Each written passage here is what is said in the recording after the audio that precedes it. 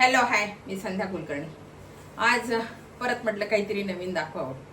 तर हे बघा, ही मी ना मूग घेतले. मूग आहे, हरभऱ्याची डाळ आहे, थोडीशी उडदाची डाळ घेतली आणि मटकी घेतली. आपल्या घरात जेवढे कडधान्य असतील ना तेवढे घेतले तरी चालतील, काहीच फरक पडत नाही. किती उलट कडधान्य त्या निमित्तानं मुलांच्या पोटात जातील, असे मुलं खात नाही म्हणून. तर हे सगळं मी कडधान्य घेतलेले. आणि हे मी डाळी नाही घेतले. डाळ फक्त हरभऱ्याची आणि थोडी उडदाची डाळ आहे, बाकी डाळी नाही आहे. बाकी मूग पण अख्खेच आहे आणि मटकी पण अख्खीच घेतलेली. आता हे ना मी सगळं स्वच्छ 3-4 पाण्यानं धुवून घेतले. हे मी सकाळी भिजत घातलं होतं. आत्ता बघा जवळजवळ 5:30 संध्याकाळचे 5:30 होत आले. आता हे 5:30 वाजता रेसिपी करते. सकाळी भिजत घातलं मी, 9-10 वाजता घातलं. मग म्हटलं छान भिजू द्यावं आणि संध्याकाळी करावी ही रेसिपी. मग नाश्त्याला होईल, कदाचित जेवणार पण नाही. महाच नाश्ता हे जेवण असं होईल म्हणून मग मी आता हे करते. तेव्हा हे सगळं कडधान्य भिजत घातलेलं. याला लागणारं साहित्य सांगते तुम्हाला. हे सगळं कडधान्य आणि हे बघा, ही कोथिंबीर आहे, बारीक चिरलेला कांदा आहे आणि बारीक चिरलेला म्हणजे किसून घेतलेला, चिरलेला नाही किसून घेतलेला गाजर आहे आणि थोडी किसून घेतलेली ढोबळी, थोडीच होती माझ्या घरात, तेवढी मी ढोबळी मिरची घेतली आणि जिरं घेतलं आणि लसणाच्या पाकळ्या घेतल्या, भरपूर घेतला लसण आणि हिरवी मिरची घेतली. तुमच्या घरात तिखट नसेल चालत तर काय हरकत नाही, घेऊ नका. ते हिरवी मिरची घेतली. आमच्याकडे पण फार तिखट खात नाही म्हणून मी थोडीच घेतली, अशी छोटीशी हिरवी मिरची घेतली. आता याला लागणारं साहित्य एवढं आहे. आता हे कसं करायचं हे तुम्हाला सांगते. आता बघा, मी जी ही डाळ आहे ना ही स्वच्छ धुवून घेतली बरं का, 2-4 पाण्यानं. आधी पण भिजत घालताना पण धुतली आणि आता पण स्वच्छ धुवून घेतली. आणि आता ही मी मिक्सरला छान बारीक वाटून घेणार आहे. छान आता हिचं वाटण करणार आहे.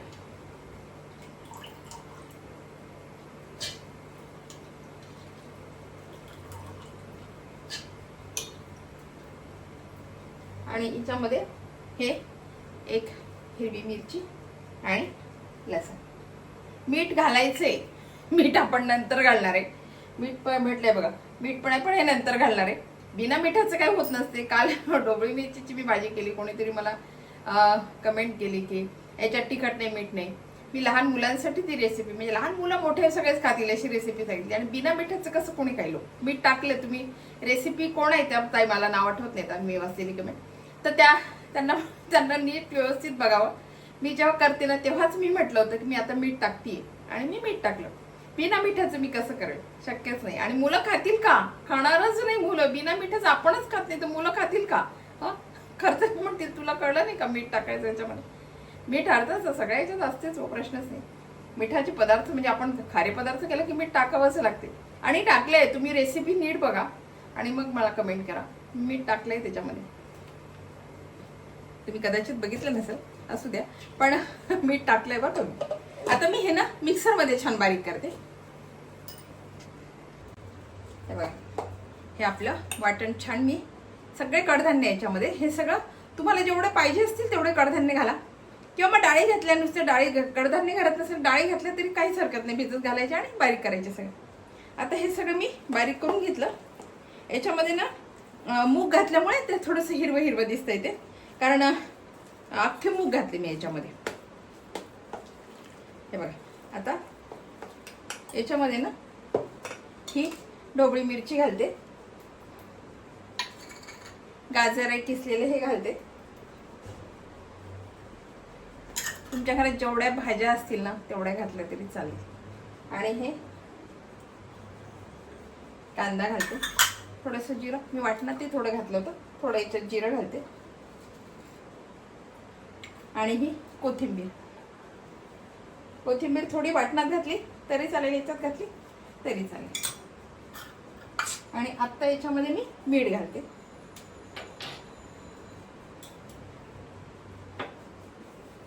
तुम्हाला पाहिजे असेल हळद घाला, नाही घातली तरी हरकत.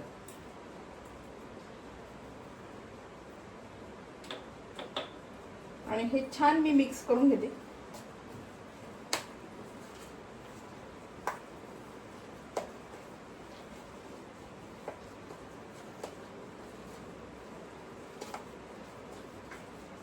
घेतल्या तरी काही हरकत नाही. मुलं खात असतील भरपूर भाज्या घालून खेळामध्ये, आणि चवीला तेवढंच छान लागतं.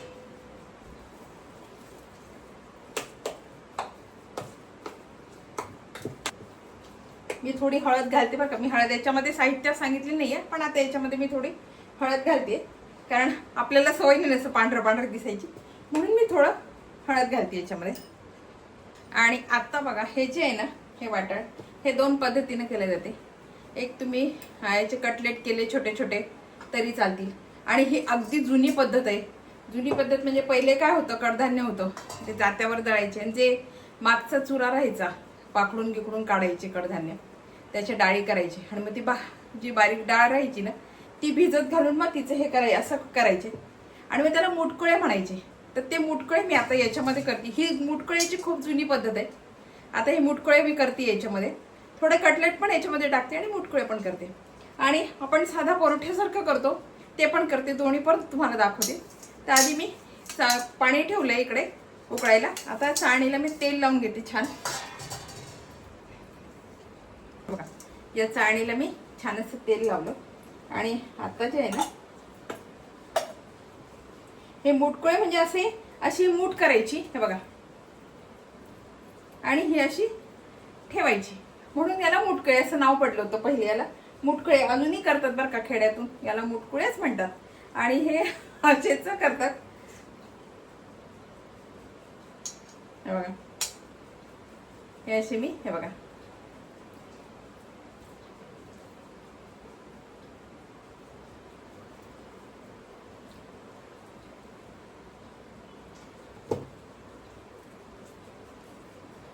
मुटकुळे, आणि थोडे 2 गोल पण टाकतील. हे केले तरी, असेही केले तरी चालतील.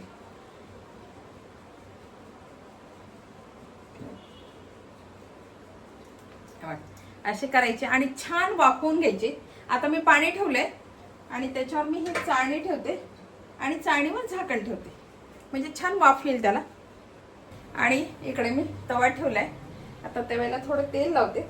याचा तुम्ही थापून आपण परोठे कसे करतो तसे दशम्यासारखे केले तरी चालतील, किंवा कटलेट सारखे असे छोटे केले तरी चालतील.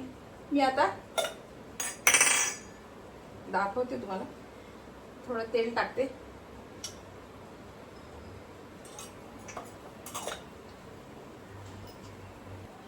आणि बघा हे छान असे गोल गोल छोटे छोटे असे हे केले ना,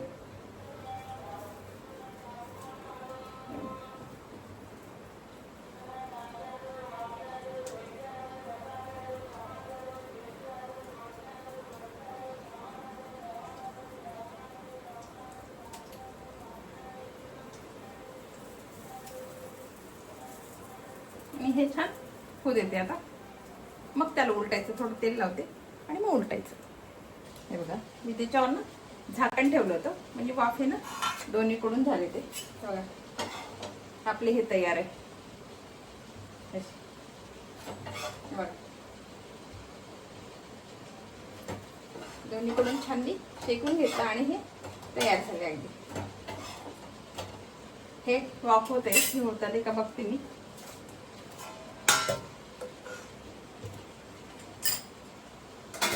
छान वाफ होतीये, अजून व्हायचे येते, अजून थोडे व्हायचे आहेत.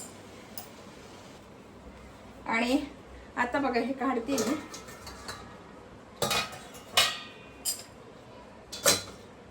हे बघा याला मुटकुळे म्हणतात. आता हे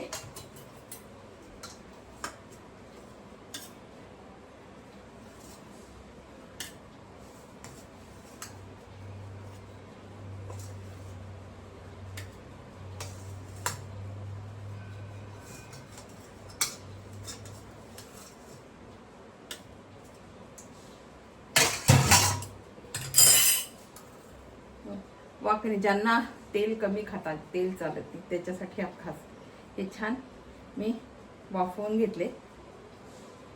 हे बघा छान असे वाफवून घेतले. तुम्हाला जर लागत असेल तर हे कढईमध्ये थोडंसं तेल टाकून इकडून तिकडून परतून घेतले तरी चालेल, किंवा असेही खूप छान लागतात ते. आता थंड झाले की ते थोडं कडक होते. आताही कडकच आहे ते, पण थंड झाल्यावर अजून थोडे कडक होतील आणि छान लागतील.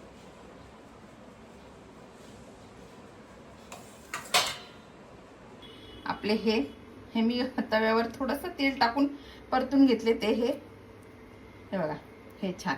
आणि हे जे आहेत हे मुटकुळे, हे जे केले ना मी हे याला मुटकुळे म्हणतात. हे असे असतात मुटकुळे. या मुठीनं असं हे केलं त्याच्यामुळे ते मुटकुळे. थोडंसं पातळ असेल ते एकदम मूठ नाही होत कारण पातळ असतात ना ते. आपण किती जरी म्हटलं तरी डाळी तेवढ्या घट्ट निघत नाही, पातळच असतात त्याच्यामुळे थोडेसे फैललेले असतात, पण याला मुटकुळे म्हणतात. आणि याच्यासोबत सॉस इतकं सुंदर लागते ना, हे करून बघा. लहान मुलांना खूप आवडेल खरं. म्हणजे हे गरम गरम अजून वाफा निघतंय, गरमच आहे. सॉस सोबत खा, चटणी सोबत खा. कोणी खरं सांगू का याचा चुरा करते छान असं. आता हे गरम आहे छान, याचा चुरा मी कटलेट सारखे 2 ते उकडून पण घेते तुमच्यासमोरच नाही का टाकले करायला गोल. आणि ह्याचा छान चुरा करायचा, याच्यामध्ये थोडंसं तेल टाकायचं आणि पोळी भाकरीसोबत खायचं, खूप छान लागते. किंवा असे खाल्ले तरी चालेल, हे तर असेच खाल्ले तरी छान लागतात. हे बघा, ही पारंपरिक मुटकुळ्याची रेसिपी तुम्हाला कशी वाटली, आवडली का? आणि याच्यात विशेष म्हणजे सगळ्या भाज्या पण आहेत. आपल्याला जेवढ्या लागतील तेवढ्या पालेभाज्या घाला किंवा फळभाज्या ह्या घाला चालतील. तर हे बघा, ही मुटकुळ्याची रेसिपी तुम्हाला कशी वाटली, आवडली का? आवडली असेल तर लाईक करा, शेअर करा आणि सबस्क्राईब करा, म्हणजे असे नवीन नवीन व्हिडिओ तुम्हाला बघायला मिळतील. आणि मला कमेंट करा